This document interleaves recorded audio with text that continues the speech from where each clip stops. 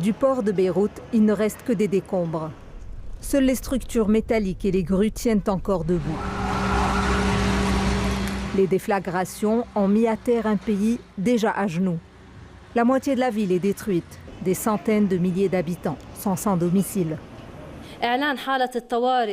L'état d'urgence est décrété pour 2 semaines. Le gouvernement a aussi réclamé l'assignation à résidence des responsables du port. Au lendemain du choc, les survivants découvrent l'ampleur du désastre. Cette Libanaise décrit l'effroi qu'elle a vécu. Elle ne savait plus comment s'en sortir. On va aller loin, je ne sais pas où je vais dormir. Mais heureusement, ici tout le monde s'entraide. J'ai vécu l'horreur de la guerre, mais je n'ai rien vu de tel, dit ce commerçant. Ça a détruit un peu nos repères, notre sens de sécurité dans notre propre pays.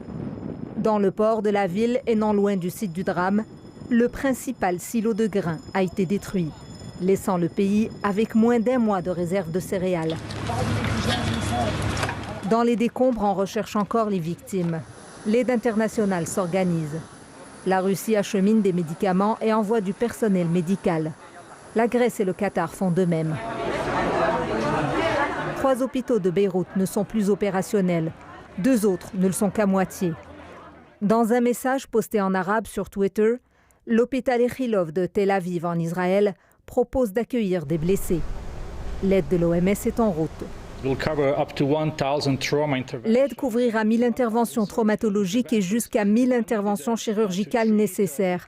On veut traiter les brûlés, les blessés, indique le porte-parole de l'OMS. Des officiers de la sécurité civile française vont également aider aux recherches. On a d'abord une capacité de recherche et de victimes ensevelies sous des gravats, des décombres.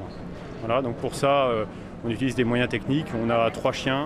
Le président français Emmanuel Macron se rendra à Beyrouth jeudi. Sur les lieux du drame, les officiels se succèdent.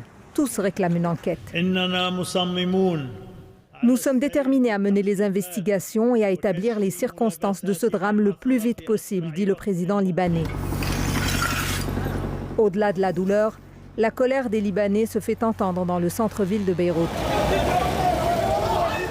La rue se demande pourquoi des matières dangereuses ont été laissées proches des populations. Les jeunes du 17 octobre se sont réunis, place des Martyrs, au centre-ville de Beyrouth pour exprimer leur dégoût ou leur haine de la classe au pouvoir et pour dire mais partez, si vous êtes incapables de nous protéger, si vous êtes incapables de faire des réformes.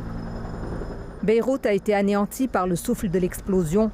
Encore un coup dur qui mettra à l'épreuve la résilience des Libanais et des réfugiés vivant au Liban. Ici Yasmine Khayat, Radio-Canada, Montréal.